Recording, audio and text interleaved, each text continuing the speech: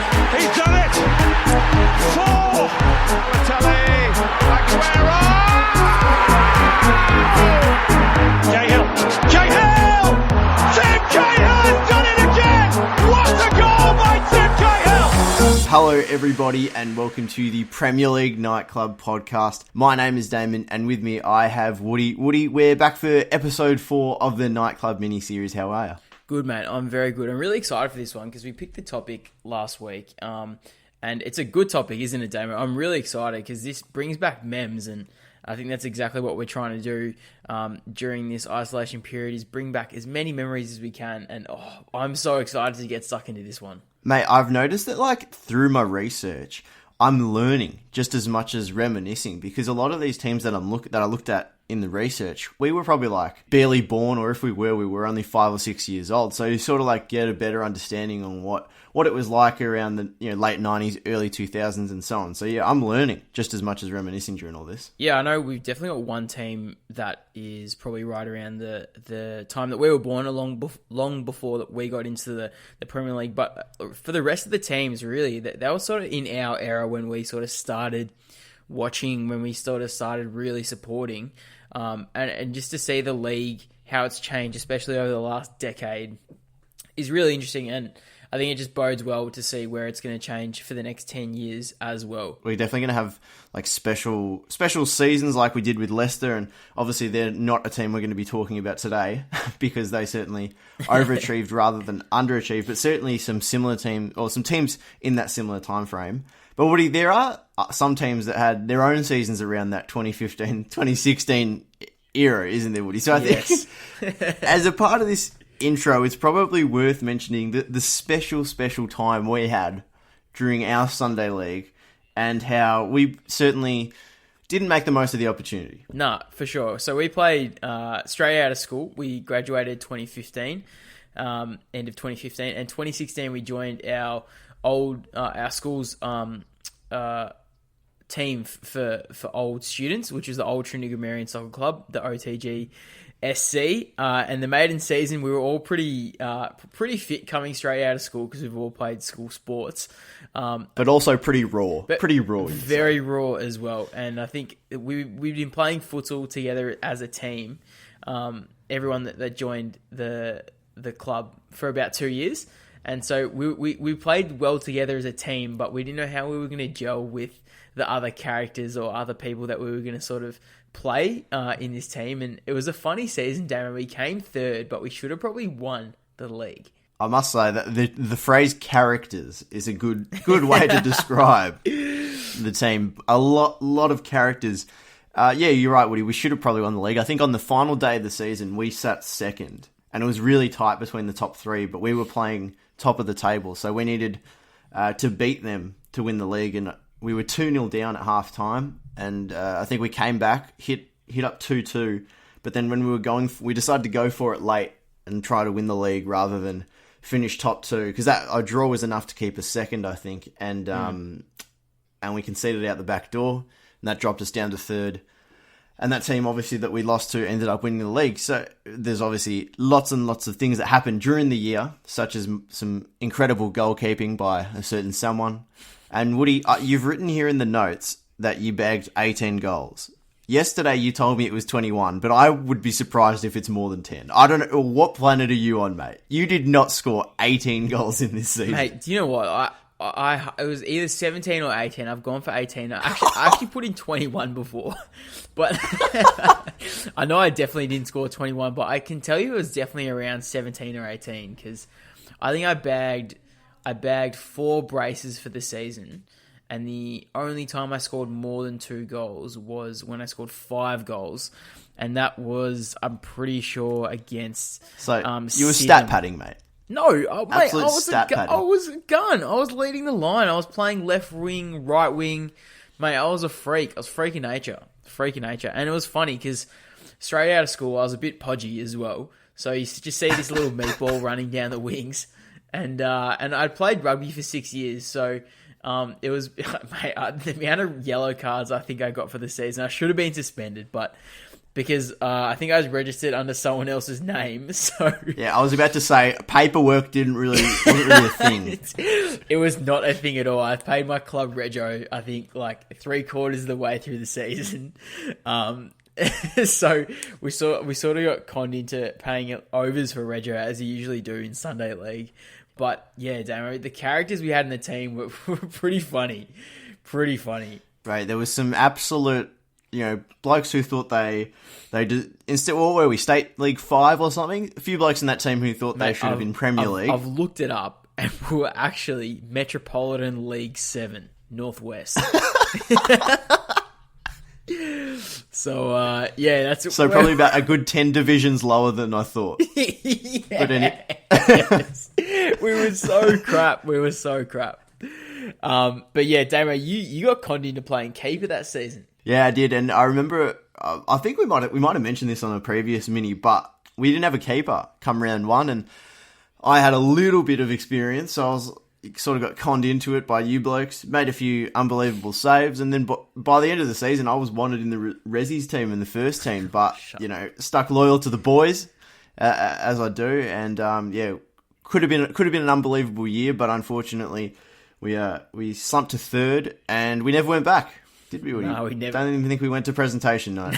we definitely did not go to presentation night. But Damon, let's quickly, just for a couple of minutes, let's touch on some of the characters we had, because we still talk about them to this day when we kick around the ball. And the one I want to start with is Big Nico at centre back. The big. So we're dropping real names in this pod. We're dropping real names. Big Nico at centre back. He was partnered with one of our mates, and to say he had a foul mouth I think is a bit of an understatement. I reckon the bloke was on the weekly steroid cycle and finished every game with a protein shake. So someone needed to tell that guy the science behind protein and how it works, because he clearly hadn't mastered the concept just yet. But, I mean, he was definitely also the type of guy you did not tell the science to. You just let him do his thing. And I think once he scored an own goal, Woody, or at least made a massive error that led to a goal, and it was anything but his fault. And you weren't going to question him about it. He was a scary character. And look, I won't say anything more, but at the same time, you probably wouldn't want to go out for a beer with him. No. Is that sort of a good way to put it? Oh, for sure. And I think it's probably fair to say that all his brains are in his biceps. Yeah. So we'll move on, David. Dean, Big Dean, I'm pretty sure he did his ACL against the Castlemaine Goldfields on an away day. That was funny. He was like 45 years old, plugging up and down. Yeah, I was about to say, the way he spoke, it was like he'd done his ACL 30 years ago. That man had some stories behind him, for sure. Yeah, it was so funny, though. It was such a traditional Sunday League thing where your 45-year-old right back does his ACL trugging up the wing. Oh, it's just hilarious. But then let's all get started on a few of the imports that we had as well.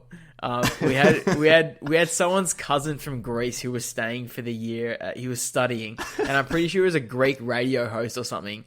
It was Costa, and it wasn't until I was listening to the radio that I actually realized he was on the radio.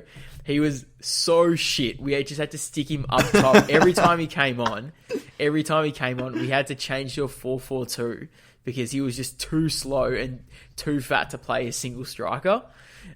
So when he came on, it was like we had 10 on the field. It was just, it was next level, and you just couldn't. He couldn't finish a plate of food if he wanted to. Honestly, finishing ability was horrible. He played 2 left feet. It was nuts. Yeah, well, he wasn't alone though. There were a few blokes. I remember there was a guy in our team who I always thought looked a little bit like Riyad Mahrez, but football ability wise, he couldn't be further from it. He just couldn't run. I don't know if you remember his name, Woody, but we remember him in general. But yeah, we had a few characters. It was Nakas, mate. Nakas. Oh yeah.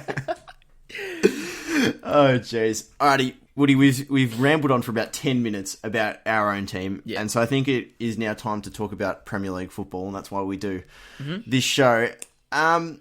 the first team I want to open up with is a team that obviously we were going to talk about in this pod, so we might as well put a line through them straight away, and that's Southampton. Yep. About 2014 to 2016. And this team, I'm going to whip out some names here for you, Woodrow. Please. Two obvious ones, Mane and Van Dijk, but then we got Schneiderlin, Wanyama, Tadic, Pele, Shane Long, Font, Stephen Davis. And now you might be thinking, you're even missing Luke Shaw, Lallana, Gareth Bale. Those guys were even before this era. So Southampton, for a good 5 years, really smashed it in terms of recruitment. But look, I know they finished 6th and 7th in the 2014-15 and 15-16 seasons. But for mine, I just think, considering how some of these players have gone after, we see Tadic tearing it up at Ajax, obviously Mane and Van Dijk doing wonders at Liverpool, you'd have to wonder whether this team actually underachieved, given that they never really did any damage in Europe despite qualifying twice. Yeah, for sure. And I think the 15-16 season was probably their missed opportunity, really. Because if you're looking at this season as a whole, from March onwards, they only lost one game.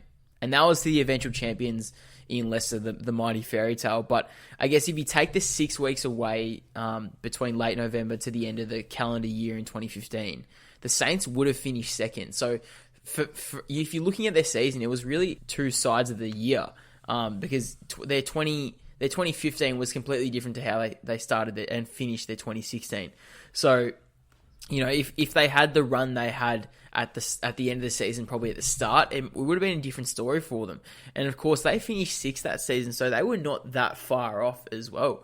And that was in a year where, you know, the top four were probably as vulnerable as they are now. Yeah, we've spoken about it so much this season, Woody, about how the top four have been vulnerable, but a lot of people forget this 2015-16 season. Obviously, Leicester won the league, and no one forgets about that.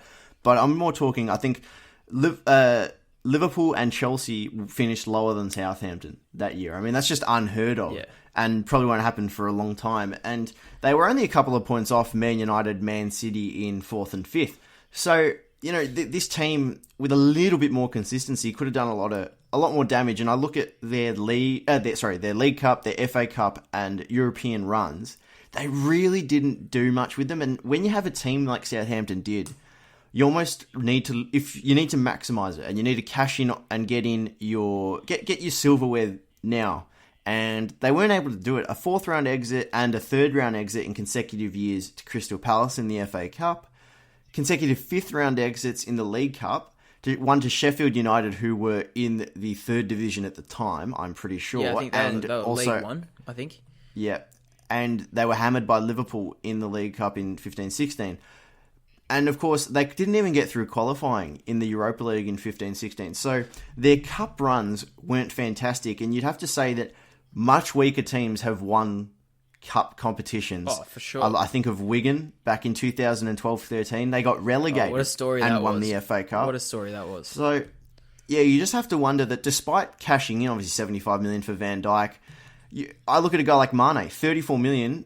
Southampton could have got another 20 million out of him if they kept him one more season. Do you know what I mean? Like, They haven't done badly, and this isn't exactly a criticism of Southampton, but you just have to wonder, especially where they are now, they probably will survive with the form of Danny Ings, but you just have to wonder what could have been for this Southampton team. Oh, yeah, and then like the players they had, you look at the likes of Graziano Pele and Tadic and Wanyama, not the guys that you know, the Mane and Van Dijk sort of stratospheres, but they were playing some seriously good football, and obviously Wanyama went to Tottenham, Tadic went overseas, and Pele had a season as well. He led the line.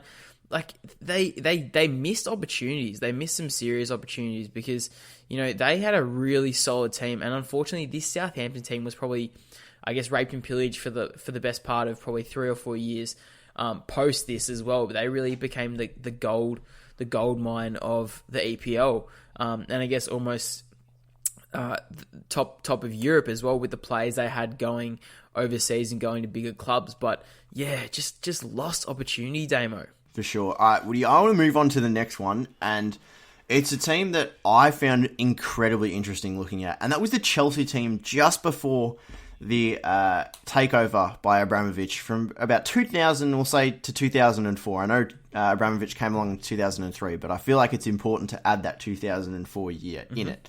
This is Claudio Ranieri's reign at Chelsea, and Woody, again, we refer it back to that Leicester title, and we know what Ranieri was able to do some 15 years later, around about.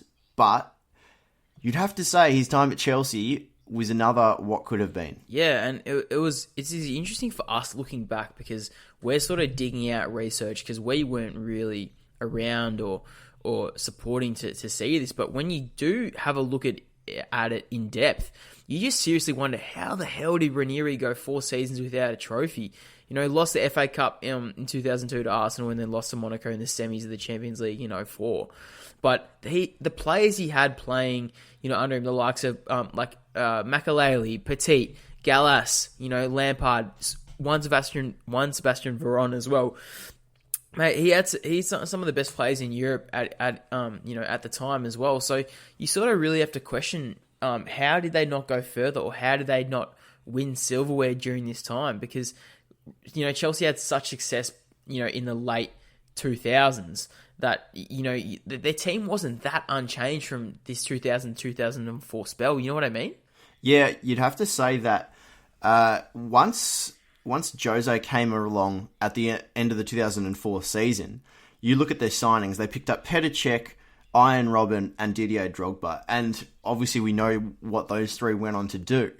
But there's a lot of talk that said Ranieri had every intention of signing Ian Robben and Didier Drogba. Not so much about Petr Cech, but those two that I mentioned were definitely locks that Ranieri wanted. So they clearly rated Ranieri's vision. If you look at their league finishes, they finished 6th, 4th, and 2nd. And obviously there's clear progress under Ranieri.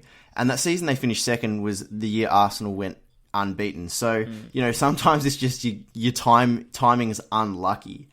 But you also got to give credit to Ranieri. Brought the likes of Lampard, as you said, Woody, from West Ham. Noticed John Terry in the reserves, brought him up, and again, we know the career he had. So this 2000 to 2004 era, as much as they didn't win a trophy, which I'm sure would probably still haunt some of these players, I think of Zola. Mm-hmm. He left before Chelsea won the league, and he was there during this whole period as well. So he's probably one that feels hard done by.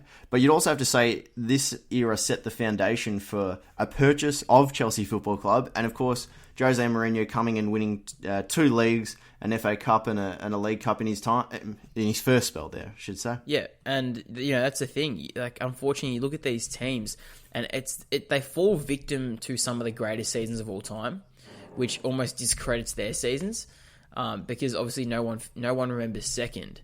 But then if you look at this Chelsea 2014, when they did come second, they are victim to probably one of, if not the best Premier League team of all time. So that I think that goes worth noting, that they just fall victim to time and place, really. For sure. Yeah, and I think that almost goes with probably the next team that we're going to move on to, which is the Tottenham 2009 to 2012 team.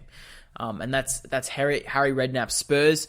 They secured Champions League for the first time in their history, finishing 4th in 2009. But even then, this 2009, probably the 2008 to 2013 years, which was right where this prime Tottenham was, the top 4 were probably their most dominant ever. And you look at probably the rise of Manchester City, the continuing success of United, and even the success of Chelsea as well. These are the teams, they dominated this era for about 8 to 10 years. When you see the prime Tottenham teams come through, they always fall victim to a dominating top 4. And that's exactly... You have to say even Liverpool were pretty strong during that time as well. Yeah, exactly, and that's a team that we almost left out as well, because it's just unfortunately they just fall victim to the big 4. But especially if we look at this Tottenham team, if we start the 2009 season, they had you look at the prime Tom Huddleston, young Luka Modric, Aaron Lennon, Wilson Palacios, and that's not to even mention their attacking options, which was Gareth Bale, Peter Crouch had just come in, Pavlyuchenko, Jermaine Defoe as well. Yeah, Crouch. I had to choose this team because of Peter Crouch. He just rambles too long about it on the that Peter Crouch podcast. You just can't. Mate, Harry Redknapp loves Peter Crouch more than his own son. I'm telling you. Well, loves Crouchy. I'm pretty sure I just finished the episode where they said Harry Redknapp would do the eulogy at Crouchy's funeral, which I think would just be so funny It'd be so funny. But yeah, looking back at this Tottenham team, in 2010-11, finished 5th to make Europa League, made it through the Champions League quarters, and that was an absolutely famous season when they downed both of the Milan teams as well, and I'm pretty sure they fell victim to, it was Real Madrid, and that was Ronaldo, when Ronaldo had his 50-goal season. So, you know, they were really strong, this Tottenham team, and they got very successful, but you just can't help but think they were so close for so long. What could have taken them into that top 4, I guess, stratosphere? And that's, you know, the season that they really could have had, and that in this period of time that probably should have seen them win more silverware. Yeah, I think you make your own luck sometimes, but then on the other hand, you do really get unlucky. Of course, their 4th place finish in the 11-12 season was a great success until Chelsea the following week won the Champions League against all odds against Bayern Munich. So, you know, these little moments probably can hurt teams, not just in the moment, but after the fact. You know, you think of guys like Modric, Bale, of course, left a few seasons later. These sort of guys, you know, Rafael van der Vaart was finishing up, coming towards the latter end of his career. These guys, they're almost inclined to stick around a little bit more if they see something coming in the future, but little things like that makes it less interesting for players to stick around. And let's look at Liverpool, for example. Steven Gerrard retired somewhat against his own will, but it was when Klopp was rebuilding Liverpool. If, let's just say, Gerrard was 2 years younger, he might have played an extra 4 years because of what Liverpool were becoming. Do you get what I'm saying? Yeah, Like, completely. you can't really become a part of a rebuild if you're at the point where you need results now. Yeah, for sure. And that's exactly where that Tottenham team were, really, because you know, if you look at what their rebuild was at the start of the 2009 under Harry Redknapp, when he brought in all these guys, you know, if you look at towards the end of his reign, you look at the likes of, you know, was it Adebayor, you know, came in, and I'm pretty sure he was a top scorer for Tottenham in Harry Redknapp's last season at Tottenham. But you know, Tottenham played that they were 3rd for so long.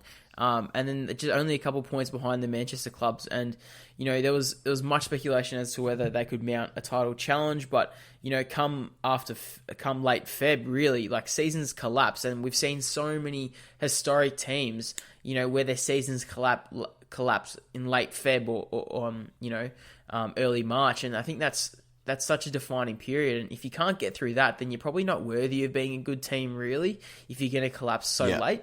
Because obviously the season is a marathon, not a sprint. So I think, yeah, you just see so many teams fall victim to just issues post the new year. So yeah, it just really defines whether teams are going to reach greatness or not. Speaking of reaching greatness, or not reaching greatness, I should say, Woody, we have got one more that we want to talk about, and one that you really wanted to talk about because it was a team that probably gets left behind in terms of these sort of discussions, and it's the Aston Villa team of 2008 to about 2010. One of the more memorable teams that gets forgotten about, if that makes any sort of sense. Of course, a young lad by the name of Ashley Young won the PFA Young Player of the Year in the 08-09 season, and Milner, who won it in 09 and 10. These two guys really ran the show for Aston Villa, but you'd have to say 08-09 was the real missed opportunity from a Villa perspective. Oh, mate, it was the golden year for Aston Villa, and I'm pretty sure it's regarded by fans as probably being some of the best years in the club's modern history.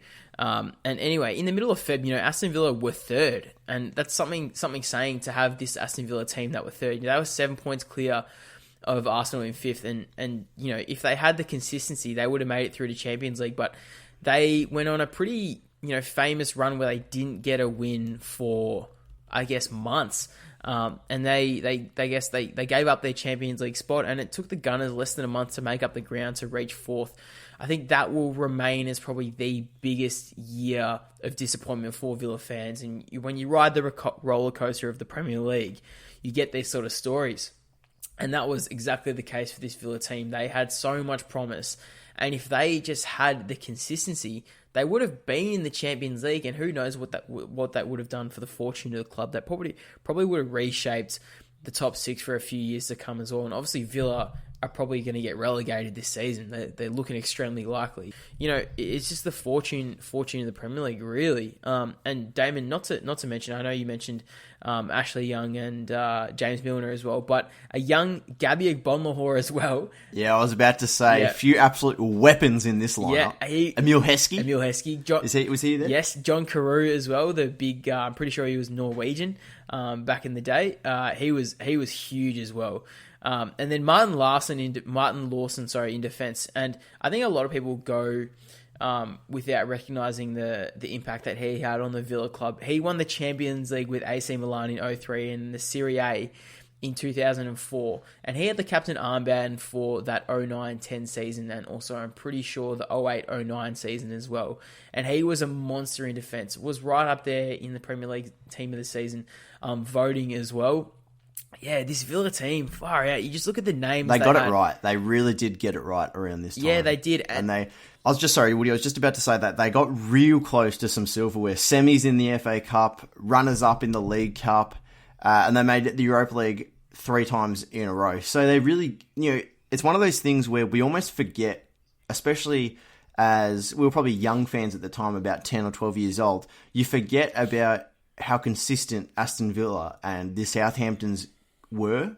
And when we look at it now, Aston Villa, they're just, as you said, Woody, a shadow of the team they were back then. And this isn't even their prime time in their history. But that late 2000s era is something that, again, I would say, although successful, they would still be having nightmares about the fact that they probably didn't achieve what they thought at some points during those seasons they could. Yeah, completely. And I literally could not agree with you more, because I think of Martin O'Neill, and he's probably one of the most underrated managers in our Premier League era as well. I think the things that he did with some of these players, Gabby Agbonlahor was by no means a world-class player. He was not... Whoa. Hold up. Mate, you talking smack about no, the speedster himself?